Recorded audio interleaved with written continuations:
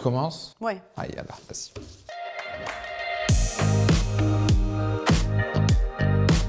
Caméra, c'est bon? Ouais. Parce que là, c'était très bien. Ouais, grave. Là, c'était trop bien. L'aftermatch avec Samia et Malek. Hello Nylon, bienvenue dans l'épisode 2 de l'aftermatch avec Malek. Et avec Samia, on est très heureux de vous retrouver pour ce deuxième épisode. Quelques semaines se sont écoulées depuis le premier épisode et le mondial a avancé. Et aujourd'hui, avec Malek, on va revenir évidemment sur ce mondial palpitant, mais pas que Malek. Mais pas que, déjà je suis trop content qu'on se retrouve pour l'épisode 2. Moi je trouve que l'épisode 1 a trop bien fonctionné. Ouais. Allez le voir d'ailleurs, hein, il est toujours dispo. Du coup, on va parler du match d'aujourd'hui qui a été palpitant, excitant. Les Australiennes, oh, au bout du bout, elles n'ont pas été, mais c'est pas grave. Et on va parler de mode. On va parler du fait que Nike collabore avec deux créatrices incroyables, Embouche et Martine Rose. Et on va continuer avec Nike Woman pour parler des innovations qui ont permis aux joueuses de devenir beaucoup plus performantes. On y va? Let's go. C'est parti. On commence tout de suite, Malek, avec cette demi-finale qu'on vient juste de voir. Le coup de sifflet final vient de retentir. On vient de finir de regarder cette demi-finale de fou, Malek. C'était incroyable. C'était incroyable. Il y avait du cœur. Il y avait de la fougue. L'Angleterre a gagné, bravo l'Angleterre, mais je suis un peu déçu parce que l'Australie, c'était quand même l'outsider, une équipe qui n'a encore jamais été en demi-finale, l'équipe à domicile, tout le stade était avec l'Australie. On y a cru jusqu'à la dernière minute. Qui ont mouillé le maillot, qui n'ont pas démérité, qui ont voulu faire plaisir à leur public. J'étais là, j'y ai cru. C'était beau, avec un public qui les a accompagnés, t'as vu? Vraiment du début. N'oublions pas que les Australiennes nous ont quand même éliminé, la France en quart de finale au tir au but. On peut revenir sur la France de petites minutes là? On peut revenir sur la France. On est quand même assez triste. J'ai envie de pleurer. Ouais, le parcours était beau, elles n'ont pas démérité. Et puis toujours une élimination au pénalty. La poisse! Ouais, ça fait mal au cœur. La poisse des pénaltys, merde. Honnêtement, moi les Françaises, elles seraient passées ce tour. Je pense que je les aurais vues championnes du monde. Tu les voyais au bout, toi, tu m'as dit. Moi, je les voyais au bout. Ouais. Je les voyais au bout et je suis tellement triste. C'est que même là, quand je te parle, je suis tellement triste. Bon, rendez-vous dans 4 ans. Et moi, je me disais, les Anglaises, pareil. On a vu qu'elles ont laissé un petit peu les Australiennes jouer, se dépenser, aller de l'avant. Et elles les ont attendues sagement jusqu'à ce qu'elles aient installé leur jeu. Elles ont géré. Voilà, c'est ce qu'on appelle gérer son match. 3 buts. 3 buts en 90 minutes, c'est du lourd. Malek, le 3-1, le 1 de l'Australie. Le plus beau but du mondial. Ouais, certainement. Et dans le contexte qu'il faut, une course du centre. J'ai cru qu'elles allaient relancer le match. Franchement, quand j'ai vu ce but-là, elles l'ont relancé, mais les Anglaises étaient trop fortes pour moi, pour l'Australie. Je pense qu'il y avait beaucoup de matchs dans les pieds des Australiennes. Et malheureusement, la logique a eu raison. Et d'ailleurs, j'ai un pronostic pour la finale. Vas-y, dis-moi tout. Angleterre ou Espagne, Angleterre ou Espagne. Tu veux savoir ou pas? Je pense que tout le monde veut savoir. Attends, je me concentre. Je pense que l'équipe qui gagnera, j'ai un flash, c'est l'Angleterre. Dites-nous vous en commentaire ce que vous voyez. Lui, il a une vision. Et je me trompe rarement. C'est vrai? C'est vrai que tu avais raison parce que depuis le départ, tu m'avais dit que tu pressentais les Anglaises. J'avais misé là-dessus. J'avais fait un séminaire, une conférence Nike et du coup, on avait tous donné un peu nos pronostics. Et moi, j'avais misé dès le début sur un sacre des Anglaises. Et on vous retrouvera évidemment pour l'épisode 3 où on reviendra sur cette finale entre l'Angleterre et l'Espagne. Donc on attend tous vos pronostics, vos scores, vos buteurs, tout sur ce match-là, sur cette finale. Dites-nous tout en commentaire et on verra si la vision de Malek était bonne ou pas. J'ai raison, babe. Et tout de suite, on va passer à un autre sujet que je sais que vous aimez. La mode, la mode, la mode. Let's go. Honnêtement, Nike et Fashion, c'est un match de ouf. Et là, il y a deux créatrices incroyables que j'adore présenter. Alors, la première, Martine Rose, une jeune créatrice qui vient d'Angleterre, qui nous a sorti une collection mais hyper fashion. Déjà, ce que je porte, c'est du Martine Rose, donc le blazer plus la chemise. Et Martine Rose, en fait, elle veut abolir la frontière entre mode masculine et mode féminine. Parce que souvent, les joueurs masculins ont la chance de porter des costumes et d'être à l'aise dedans, mais pas les joueuses féminines. Et d'ailleurs, si je me trompe pas, Malek, ce costume-là, c'était le costume des joueuses des USA. C'était Megan Rapinoe en Nigérie. Il n'y a pas que ça dans la collection de Martine Rose. On a vraiment le blazer, la chemise, le pantalon du blazer, un trench incroyable, des accessoires, des gants, des lunettes de soleil et la chaussure, regarde. Ici. Et là, on veut vraiment, Malek, vos points de vue en commentaire sur cette chaussure. Mais moi, quand je la vois, vous allez rigoler, mais pour ceux qui connaissent un peu les stades de foot, il y a un stade à Milan qui s'appelle San Siro. et qui a des espèces de grandes barres cylindriques comme ça. Et ça me fait penser à ce stade-là. C'est vrai d'ailleurs. En plus, ce qui est hyper cool, tu vois, genre si à 16h, tu as envie de jouer au foot et après tu as envie d'aller à un mariage, let's go, ça apporte. Exactement. Donc c'est super cool. J'adore les couleurs, j'adore le design. Je sais pas, moi je suis passionné de mode. J'ai envie de dire que tu la portes bien parce que tu en portes aussi. J'emporte une autre couleur et d'ailleurs ça se marie hyper bien. Il y a un talon, mais comment on l'appelle? Amorti. Amorti, un talent Amorti. amorti.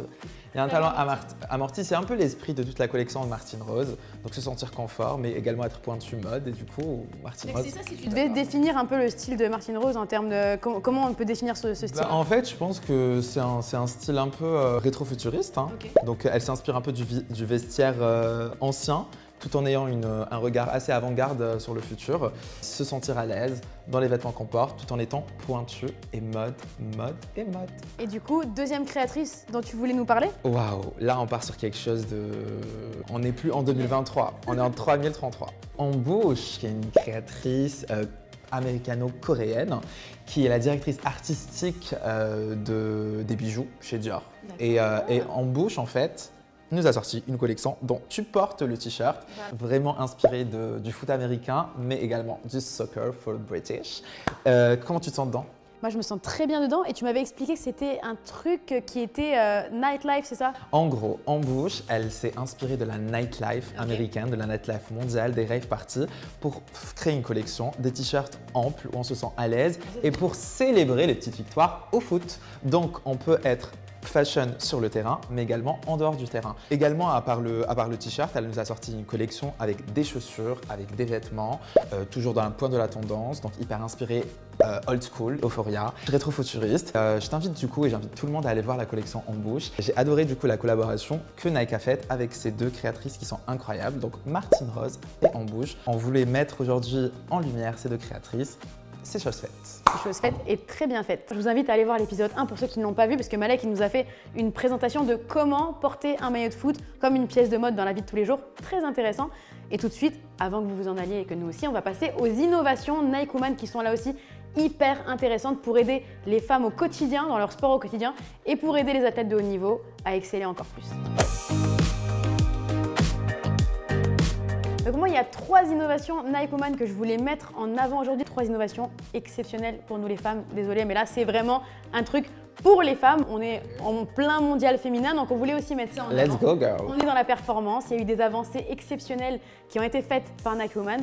Et la première, c'est les Nike Sport Bra. Donc évidemment, tout ce qui est maintien de la poitrine, c'est hyper important parce que là, les femmes vont me comprendre. Petite ou forte poitrine? Petite poitrine comme moi ou très grosse poitrine parce que ça va de l'extra small à l'extra large. Il y a plus de 70 tailles et ça déjà c'est une avancée parce que souvent on ne trouve pas forcément sa taille. Toutes les morphologies sont différentes et Nike Woman a vraiment fait l'effort d'avoir chaque bra vraiment pour les corps et les silhouettes qui vont avec. Donc un maintien vraiment léger, exceptionnel. Moi je les ai testés. Moi qui fais beaucoup de footing en plus, je cours quasiment tous les jours donc avoir un bon maintien c'est hyper important. Et pour le coup, cette innovation, elle est exceptionnelle. On passe de la tête, enfin du corps aux pieds avec les Phantom Luna, donc la crampon pour femmes. Trop belle. Ouais, tu les as vus? Trop belle. On vous les met, on vous les fait apparaître sur l'écran. Vous nous direz ce que vous en pensez aussi en commentaire. On est habitué évidemment aux crampons masculins et c'est vrai que les chaussures, les crampons n'ont pas été forcément étudiés pour les femmes à la base. Nike a innové là-dessus et a vraiment fait des chaussures qui s'adaptent aux pieds des femmes, qui sont plus fins évidemment, mais qui vont les aider dans leur performance, qui vont les aider dans la technique. Donc c'est une chaussure qui s'adapte vraiment aux formes de pieds féminins. Et c'est la première, enfin c'est une des premières innovations dans le monde du sport qui a été faite par Nike Woman grâce à ces crampons. Donc ça c'est vraiment une chose qu'on voulait mettre en avant aujourd'hui.